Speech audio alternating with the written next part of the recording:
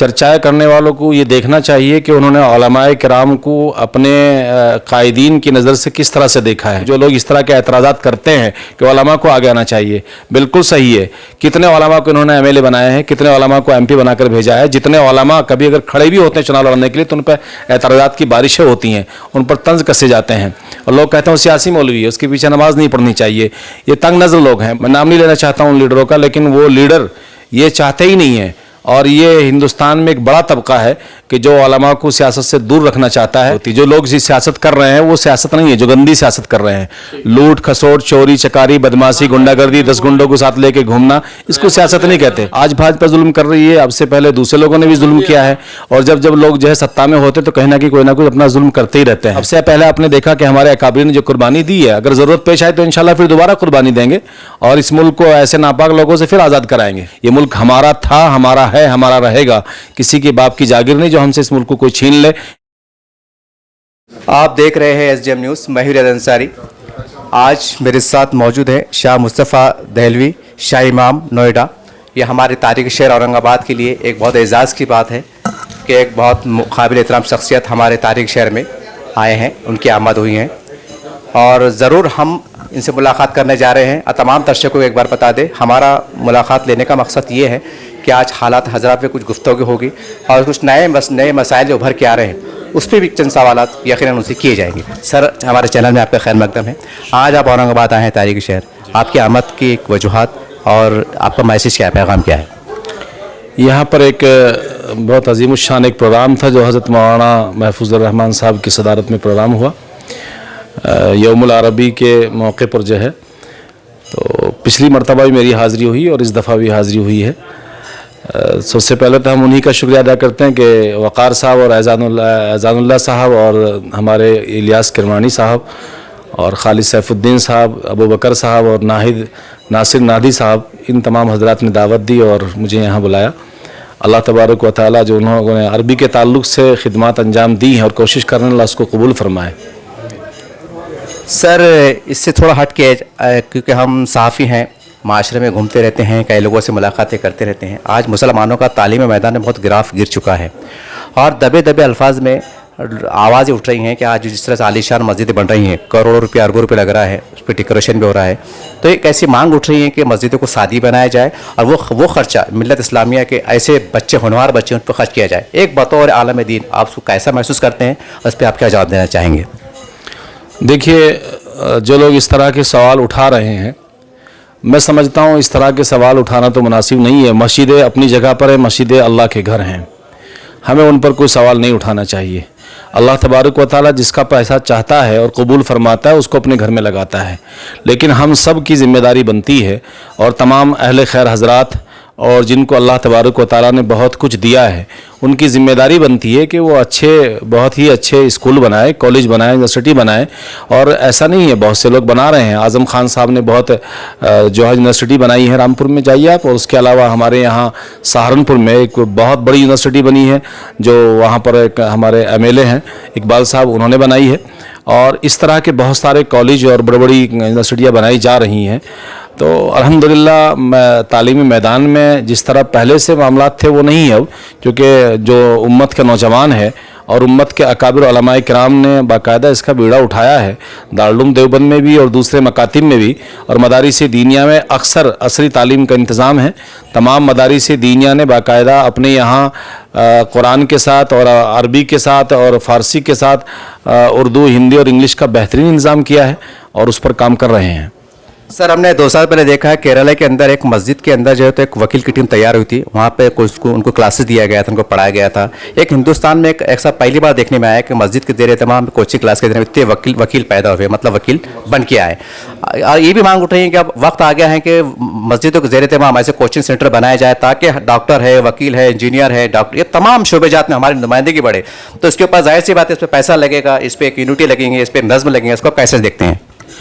वो अच्छी बात है जो इस तरह की बात कर रहे हैं कि वो ऐसा होना चाहिए। बहुत सारी मसाजिद में जो मस्जिद के अलावा सजदागाह से अलग बहुत सारी जगहें मस्जिदों के अतराफ़ में होती हैं, मस्जिदों के पास बहुत सारी जगहें हैं, बिल्डिंगें हैं, उनका यूज़ किया जा सकता है उनके अंदर। और बहुत अच्छी बात है कि वो खाली ना रहें, बल्कि वो किसी न किसी काम आए तालीमी मैदान में और तालीम के लिए उनको यूज़ किया जाए, उसकी वो ये सोच अच्छी है।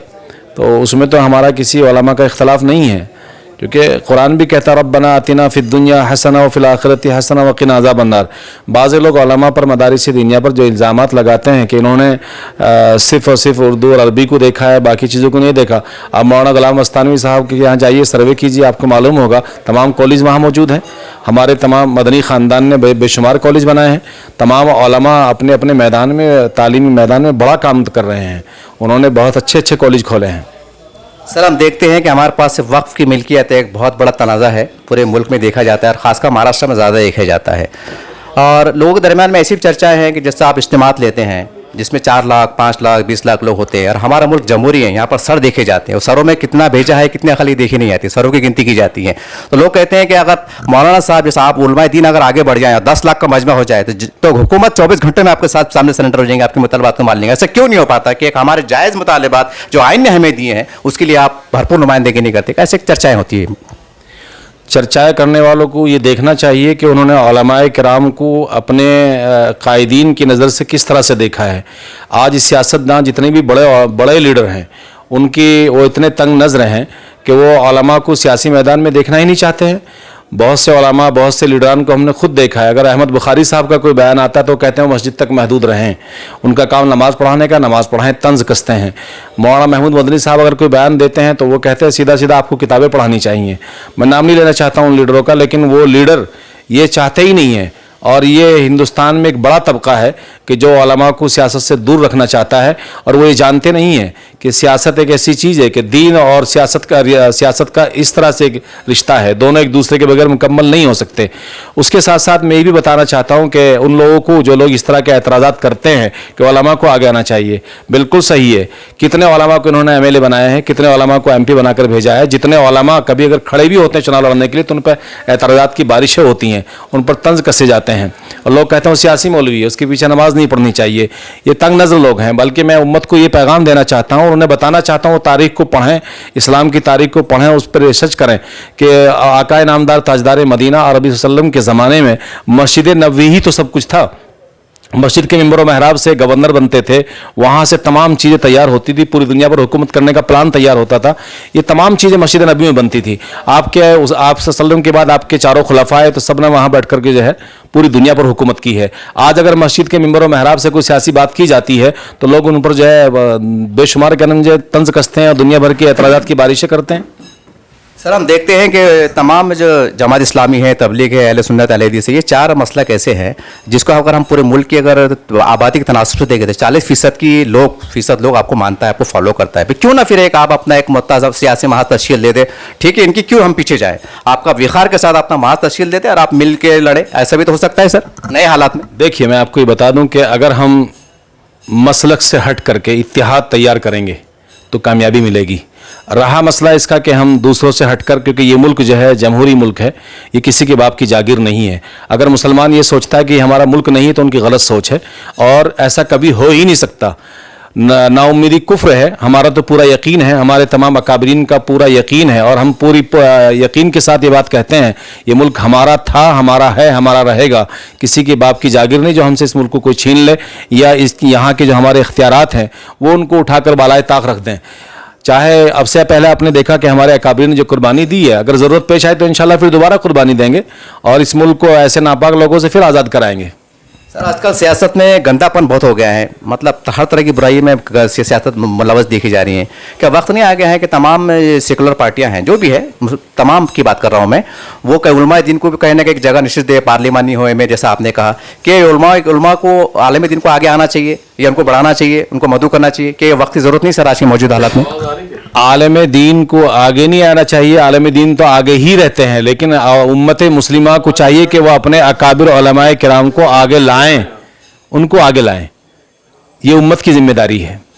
जब उम्मत उनको जो है आगे लेकर के आएगी, खुद उनसे पेशकश करेगी, तो मैं समझता हूँ कि इंशाल्लाह ये उलमा मैदान में होंगे और फिर जो है एक पाक सियासत का जो है मैदान में आएगी और अच्छे काम होंगे इंशाल्लाह। सर, एक सियासी सवाल है, आज मौजूदा हालात में हम देख रहे हैं एक तरफ BJP, एक तमाम सेकुलर पार्टियां हैं, कैसा देखते हैं आपको एक रस्साकशी मंजर? आज मुल्क में एक अतुल पतल चालू है, एक तरफ सियासी BJP है, एक तरफ तमाम सेकुलर पार्टियां हैं, क्या होना चाहिए? आप क्या पैगाम देना चाहेंगे मुल्क की आवाम को? नहीं, मैं तो नहीं समझता कि जो हालात इस तरह के चल रहे हैं, चाहे भाजपा कुछ भी कर रही हो या दूसरी पार्टियां कुछ भी कर रही हो, आज भाजपा जुल्म कर रही है, अब से पहले दूसरे लोगों ने भी जुल्म किया है, और जब जब लोग जो है सत्ता में होते तो कहीं ना कोई ना कोई अपना जुल्म करते ही रहते हैं। और हमने अपने अकाबरीन से सुना है कि जब मुत्तहिदा सरकार बनती है, यानी सब जमा होकर एक साथ कुछ लोग पार्टियां इकट्ठे होकर सरकार बनाती हैं, तो फिर इंशाल्लाह उसमें फ़ायदा होता है। अगर कोई भी मेजॉरिटी में आता है और एक तरफा सरकार बनाता है तो उसका दिमाग ख़राब हो ही जाता है, और वो हमेशा मुसलमानों पर या कमज़ोर लोगों पर, बेसहाराओं पर, दलितों पर, आदिवासियों पर जुल्म करता ही रहता है। जैसा आपने देखा किसानों पर भी हो रहा है, तमाम जगहों पर दलितों पर हो रहा है, मुसलमानों पर हो रहा है। बहुत सारे हिंदू मज़ाहिब के मानने वाले लोग ऐसे हैं जो उन पर भी जुल्म हो रहा है। सर एक आखिरी सवाल मैं एक फिर दोहरा देता हूँ, क्या मस्जिदों में सियासी बात होना चाहिए कि जायज़ है शरई एतबार से? देखिए, सियासत दो तरह की होती है। जो लोग जिस सियासत कर रहे हैं वो सियासत नहीं है, जो गंदी सियासत कर रहे हैं, लूट खसोट, चोरी चकारी, बदमाशी, गुंडागर्दी, 10 गुंडों को साथ लेके घूमना, इसको सियासत नहीं कहते।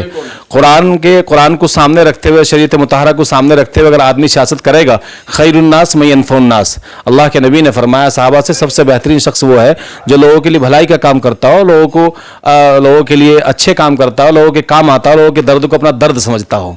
इस तरह से आपने शाह मुस्तफ़ा दहलवी साहब की बात को सुना, और मोहतरम औरंगाबाद ने तशरीफ़ आवारी हुई थी और काफ़ी प्रोग्राम में शिरकत की और इस्लाम माशरे पे काफ़ी बातें हुई। और सियासी हम एक ही बात कहना चाहते हैं, सियासत के ऊपर उन्होंने बहुत प्यारी बड़ी बात कही है, और हम समझते हैं तमाम रोशन ख्याल उलमाए दीन और हमारे ऐसे लोग जो कहने के एक तंग नज़री का शिकार है, उनको सोचने की ज़रूरत है कि इस्लाम छोटा मज़हब नहीं है, तंग नज़र नहीं है, एक कुएं की तरह नहीं है। हर शोबे जात में आप नुमाइंदगी कर सकते हैं, आगे बढ़ सकते हैं, शर्त यह है कि आपकी नीयत साफ़ हो। और जैसे उन्होंने कहा कि हमारे उलमाए दीन की कदर नहीं की जाती, वक्त आ गया है कि हमारे उलमाए दीन की हम सबसे ज़्यादा कदर करें, उनको अहमियत दें, तो हम समझते हैं कुछ ना कुछ सियासत में इस्लाह हो सकेंगे और कुछ पाक साफ माहौल बन सकेगा।